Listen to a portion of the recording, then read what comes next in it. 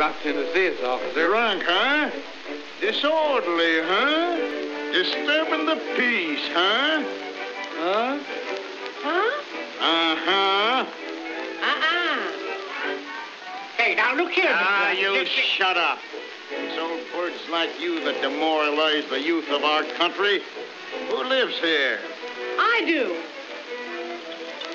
Where'd this come from? Come here. You two. Hey, look here. You take your dirty hands off me. You can't arrest me. I am Claude Davis, president of the International Cat. And I'm the Queen of the May. Come on. Here, you can't arrest that old gentleman. He wasn't here. He wasn't. He wasn't? I suppose he isn't here now. You tell it to the judge. He gets paid for listening to lies. Come on, boys, take him along. You can't arrest me. I've got an appointment for a facial tomorrow. So's your Aunt Emma. Oh, my Aunt Emma wouldn't know what a facial was. This way out. Oh, you make me sick. Come on, But, officer, I don't belong here. No, we know it.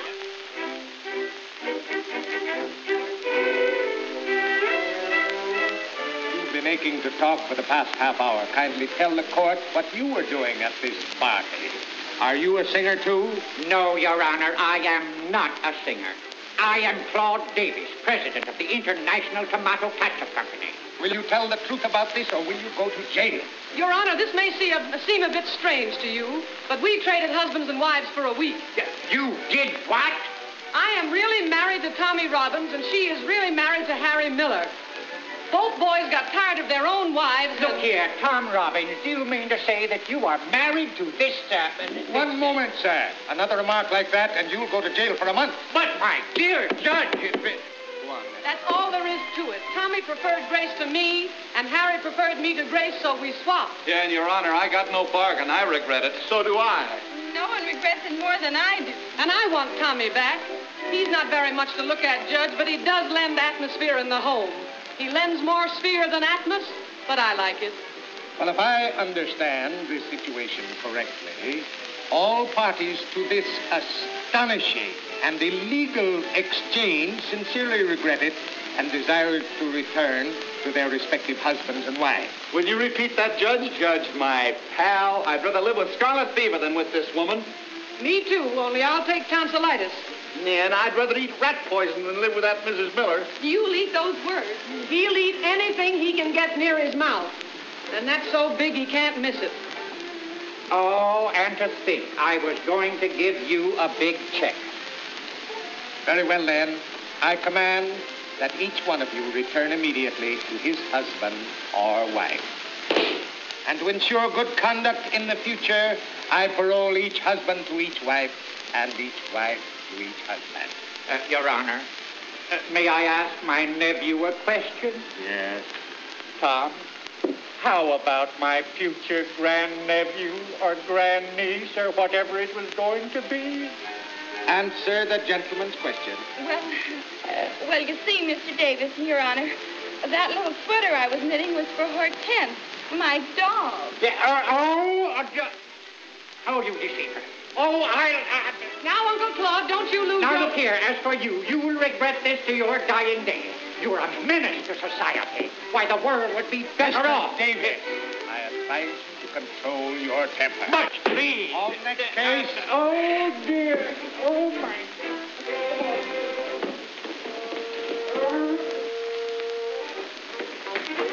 Wait, stop, look, and listen.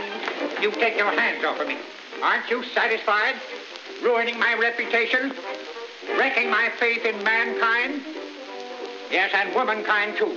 But, Uncle Claude, it's not as bad as you think. You haven't lost anything. I'm sorry. I'll give you back the check that you gave me. What? Say, where'd you get that check? I never gave that check to you. I gave it to Tom. Well, it was made out to Mr. and Mrs. Tom Robbins, so naturally it wasn't mine. Yes, and good husbands always share everything with their wives. The thing that you have taken from me that hurts more than anything else is the fond hope I had for a future grandnephew or a grandniece. If it wasn't for that, I might be able to forgive all of you. Uncle Claude. What do you want?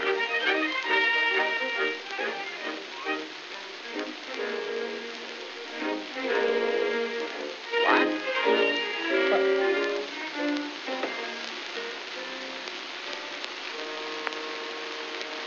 No.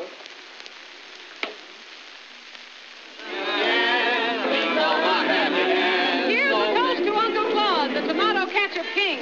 He's wined and dined us royally and forgiven us everything.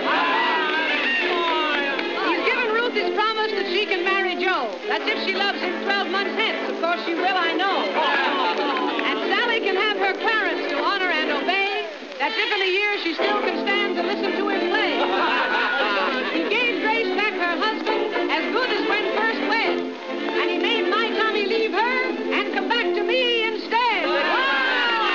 My mama says I'm a good girl.